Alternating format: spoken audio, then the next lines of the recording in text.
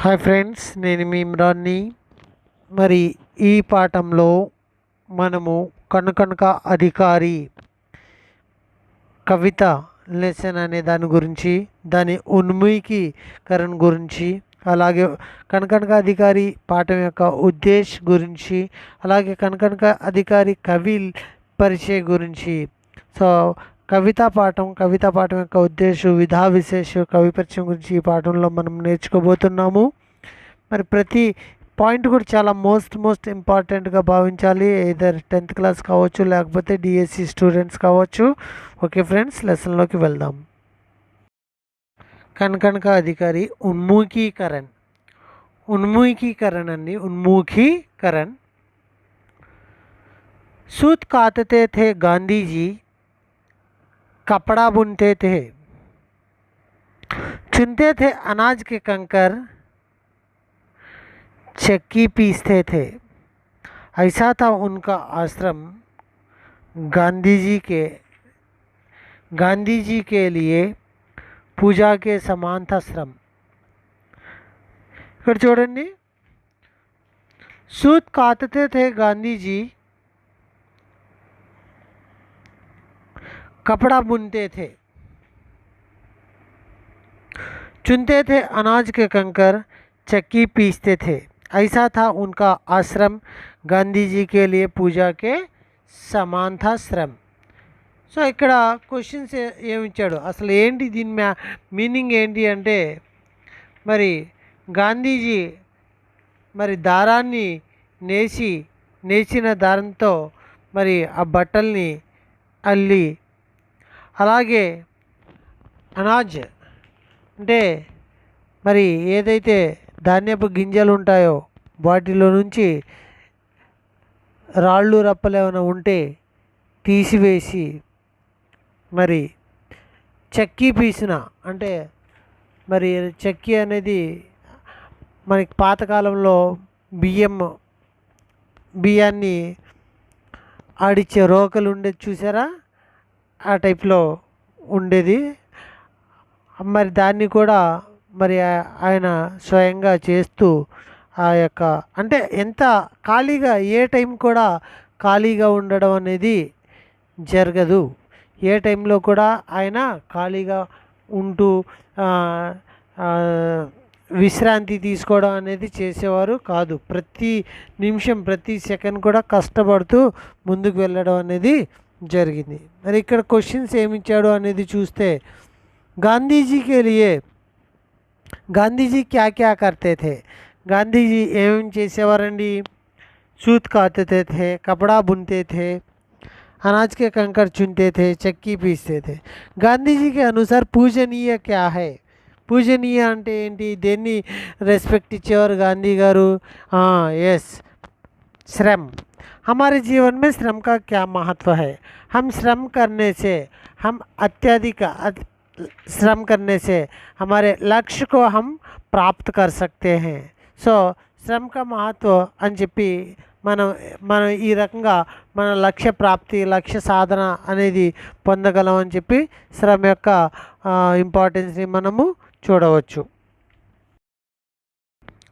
కనకనక అధికారి పాఠానికి సంబంధించిన ఉద్దేశం అండి.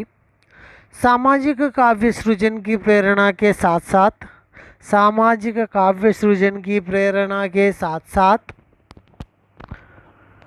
छात्रों में समाज कल्याण व उदारता की भावना का विकास करना। అంటే సామాజిక కావ్యాల్ని రచించడంతో పాటు మరి పిల్లల్లో మంచి సమాజాన్ని, మంచి భావాల్ని ఏ రకంగా వికాసం చేయాలి సమాజం పట్ల, और उन्हें श्रम का महत्व बताकर, శ్రమ అంటే ఏంటి, శ్రమ యొక్క వాల్యూని చూపించే పాఠం ఏంటి అంటే చెప్పాం కదండి.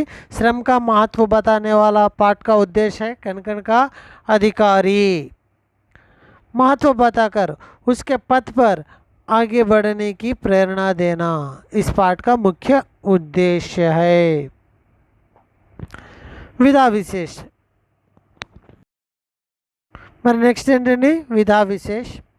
हर कविता की अपनी अपनी विशेषता होती है। प्रति कविता की మరి ఏ కవిత యొక్క విశేషత ఆ కవితకి ఖచ్చితంగా ఉంటుంది. इसकी విశేషత ఓజపూర్ణ వ ప్రేరణాపద్ భాష హై. చక్కటి సింపుల్ లాంగ్వేజ్ అండి ఈ పద్యం యొక్క విశేషత. ఇస్కే కవి డాక్టర్ రామ్ధారీ సింగ్ దినకర్ హైమ్. ఈ పాఠం యొక్క మూల కవి ఎవరు అంటే డాక్టర్ రామ్ధారీ సింగ్ దినకర్ అండి. इनकी प्रसिद्ध रचना కురుక్షేత్ర से यह कविता लिया गया है. మరి ఈ యొక్క కవిత పాఠం యొక్క కవిత మరి ఏ పాఠం నుంచి తీసుకోవడం అనేది జరిగింది అంటే ఏ కావ్యం నుంచి తీసుకోవడం అనేది జరిగింది అంటే రామ్ధారీ సింగ్ దినకర్ జీ యొక్క కురుక్షేత్ర కావ్యం ఏదైతే ఉందో ఆ కావ్యం నుంచి ఈ యొక్క కవిత తీసుకోవడం అనేది జరిగింది. कवि परिचय. डॉक्टर रामधारी सिंह दिनकर हिंदी के प्रसिद्ध कवियों में से एक है. हिंदी की సంబంధించిన ముఖ్యమైన కవుల్లో డాక్టర్ రామ్ధారీ సింగ్ దినకర్ ఒకరు. उनका जन्म सन 1908 में बिहार के मुंगेर में हुआ. మరి ఆయన ఎప్పుడు పుట్టారు అంటే బీహార్కి సంబంధించిన బీహార్ రాష్ట్రంలో ముంగేర్ అనే జిల్లాలో జరిగింది ఈయన జన్మ 1908లో. తథా నిధన్ సన్ 1974 మే. అంటే మరి ఎప్పుడు చనిపోయారు ఈయన 1974లో చనిపోవడం అనేది జరిగింది. इन्हें हिंदी का राष्ट्र कवि भी कहा जाता है. ఈయన్ని మరి హిందీ యొక్క రాష్ట్ర కవి అని కూడా అంటారు. సో హిందీ సాహిత్యానికి సంబంధించి మరి మన ఆధునిక హిందీ సాహిత్యం యొక్క ఆధునిక యుగంలో రాష్ట్ర కవి ఎవరు అంటే ఖచ్చితంగా మనం రామ్ధారీ సింగ్ దినకర్ అనే చెప్పాలి. రాష్ట్ర కవి ఎవరు అంటే రామ్ధారీ సింగ్ దినకర్. అలాగే నెక్స్ట్ మరి ఈయనకు సంబంధించిన కవితల్ని చూసినట్లయితే ఊర్వశి కృతి కలిగే మరి ఈయనకు సంబంధించిన టాప్ కవితల్లో ఒక కవిత ఈయన రచన ఊర్వశి అండి. ఆ ఊర్వశి అనే రచనకి ఈయనకి జ్ఞానపీఠ పురస్కారం అనేది లభించడం అనేది జరిగింది.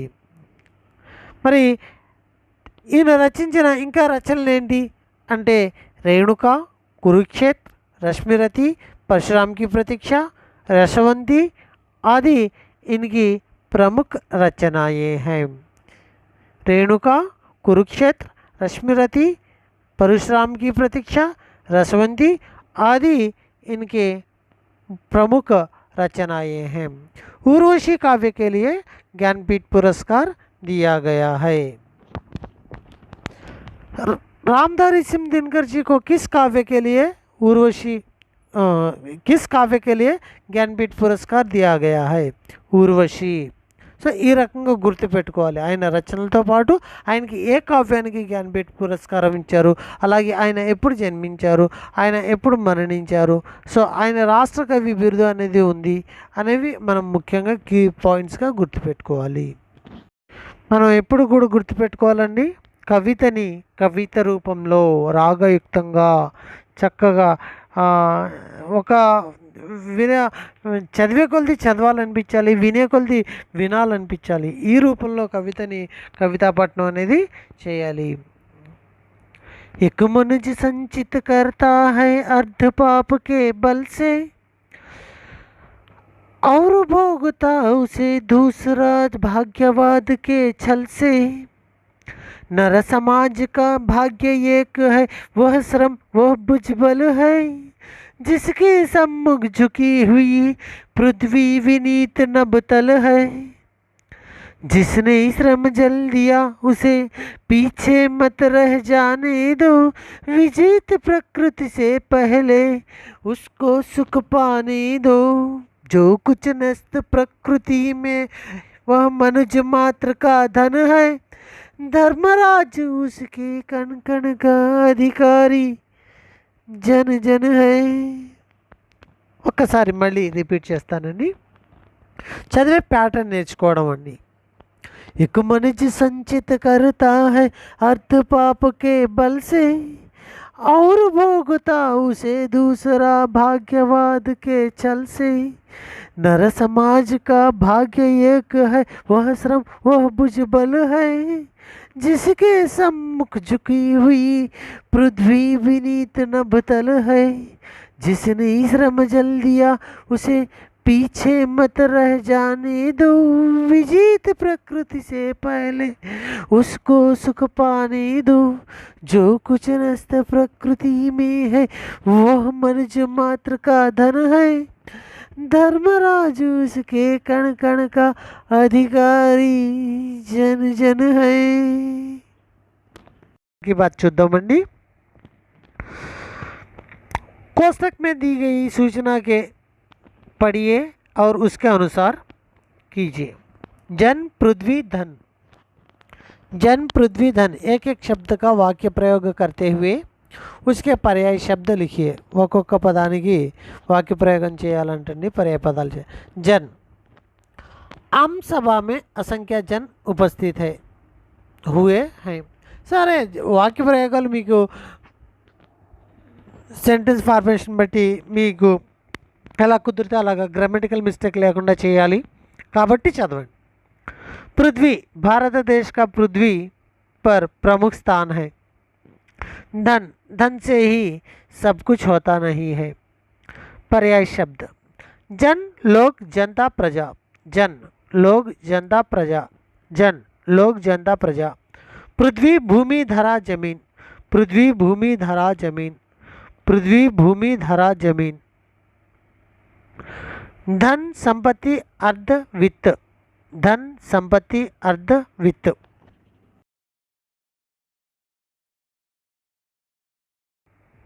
एक एक शब्द का विलोम शब्द लिखिए और उनसे वाक्य प्रयोग कीजिए।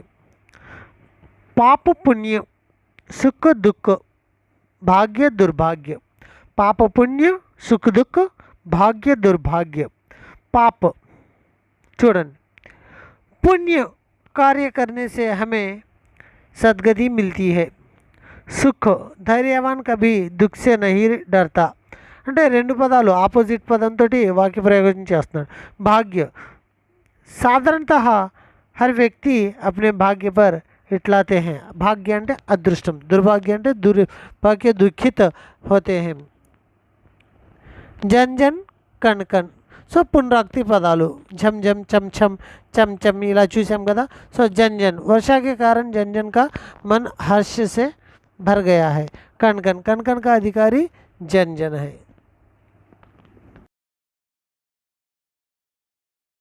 मजदूर मेहनत करता है। वाक्य का वचन बदलिए।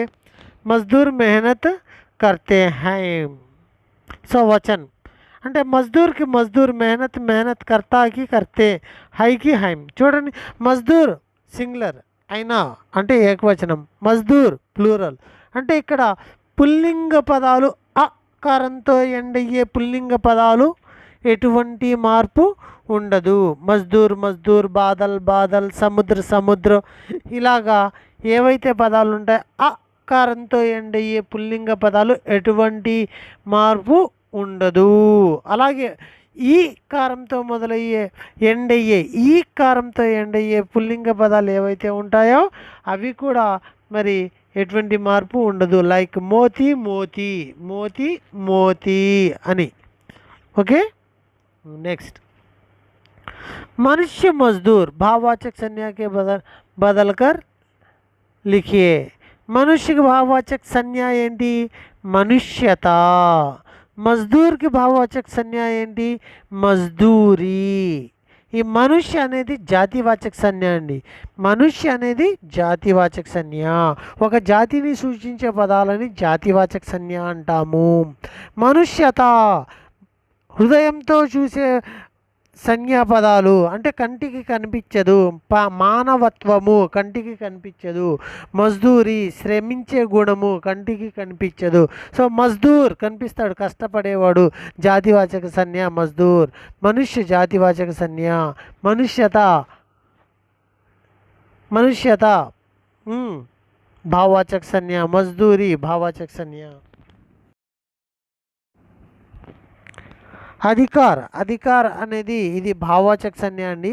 అధికారి అనేది ఈ ప్రత్యయ జోడించడం వల్ల ఈ భావవాచక సంజ్ఞ కాస్త ఎలా మారిపోతుందండి, విశేషణంగా మారిపోతుంది. మరి విశేషణ ప్రకారాల్లో మనం చూసాము కొన్ని విశేషణలు సంజ్ఞ నుంచి, కొన్ని విశేషణలు నామధాతు నుంచి తీసుకోవడం అనేది జరుగుతాయి. సో సంజ్ఞ నుంచి తీసుకున్న భావవాచక సంజ్ఞని మరి విశేషణ రూపంలో ప్రత్యయ ఈ జోడిస్తే విశేషణ రూపంలో మారే పదము ఇది. అధికార్ అంటే భావవాచక సంజ్ఞ, పవర్ అని అర్థము. అధికారి అంటే పవర్ని భోగించే వ్యక్తి, భోగించే విశేషణ గుణము. भाग्य का अर्थ है नसीब, यह भाववाचक संज्ञा है. भाग्यवान का अर्थ है नसीब वाला, भाग्यवादी. वान प्रत्यय जोड़ने से भाग्यवान बन गया है. यह ఇది కూడా మరి విశేషణే. నెక్స్ట్ చూడండి, यद्यपि पर्यावरण संधि विच्छेद कीजिए. यदि प्लस अपि, यद्यपि, परि प्लस आवरण, पर्यावरण. ఈకి ఏవైనా స్వరాలు మరి వెనక నుంచి వచ్చి యాగా మారినట్లయితే మరి అవి యణాదీర్ఘ సంధి అని మనం చెప్పుకున్నాము ఇంతకుముందు. సో ఈ రెండు కూడా యణాదీర్ఘ సంధిలోకే వస్తాయి.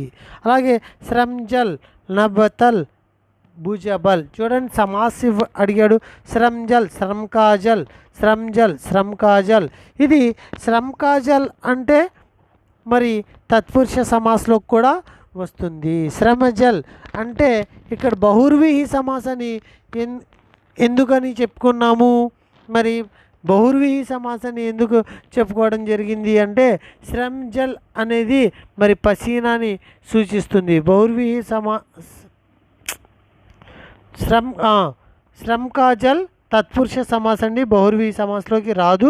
నబతల్ ద్వంద్వ సమాస్, నబ ఔర్ తల్ పాతాళము మరియు భూమి, ఆకాశము అని మీనింగ్ అండి. అలాగే భుజబల్, భుజ్కాబల్ తత్పురుష సమాస్. సో శ్రమ్కాజల్ తత్పురుష సమాస్, బహుర్వీహి కాదండి, అది గుర్తుపెట్టుకోండి. నబతల్ ద్వంద్వ సమాస్, భుజబల్. नेक्स्ट చూసినట్లయితే एक मनुष्य संचित करता है अर्ध पाप के बल से और भोगता उसे दूसरा भाग्यवाद के जल से. అంటే ఇక్కడ పద్ పరిచయ అన్నాడండి. పద్ పరిచయ అంటే మీనింగ్ ఏంటి, ఆ యొక్క పద్యంలో వచ్చిన అండర్లైన్ చేసిన ఏక్ ఔర్కి గ్రామటికల్కి సంబంధించిన ప్రతి భాగాన్ని రాయాలి. ఇక్కడ నిశ్చిత సంఖ్యావాచక విశేషణ్. ఏక్ అనేది ఏంటి, విశేషణ్ అంటే మనుజ్ యొక్క విశేషణ్ ఏక్, అది కూడా పర్ఫెక్ట్గా సంఖ్యని సూచిస్తుంది కాబట్టి నిశ్చిత సంఖ్యావాచక విశేషణ్. ఇంకా గట్టిగా చెప్పాలి అంటే పూర్ణాంకవాచక విశేషణ్ అని కూడా చెప్పచ్చు. అలాగే పుల్లింగ్ పదం అండి, ఏకవచనం అండి. మనుజ్గా విశేష్యం, మనుజ్కి విశేష్యం అండి. ఓకే, నెక్స్ట్ ఔర్ అనేది చూడండి, అవ్యయ్. మనుజ్ సరే, ఔర్ అనేది చూడండి,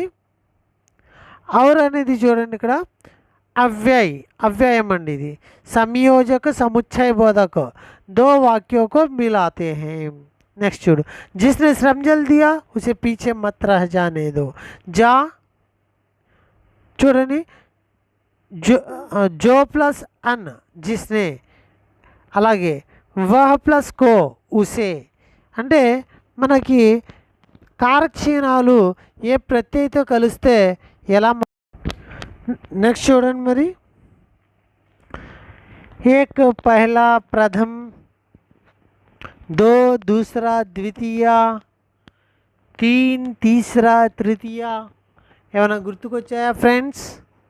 या एक पूर्णांक वाक्य विशेषण, पहला क्रमवाचक विशेषण, प्रथम क्रम संख्यावाचक विशेषण. అలాగే చూడండి, दो पूर्णांक वाचक विशेषण, दूसरा क्रम, द्वितीय क्रम संख्यावाचक. అలాగే एक पहला, दो दूसरा हिंदी के विशेषण शब्द है. అలాగే प्रथम तथा द्वितीय संस्कृत के विशेषण शब्द हैं। 1 और 2 अंक के लिए प्रथम और द्वितीय श्रेणी के लिए पहला और दूसरा स्थान के लिए प्रयोग किया जाता है।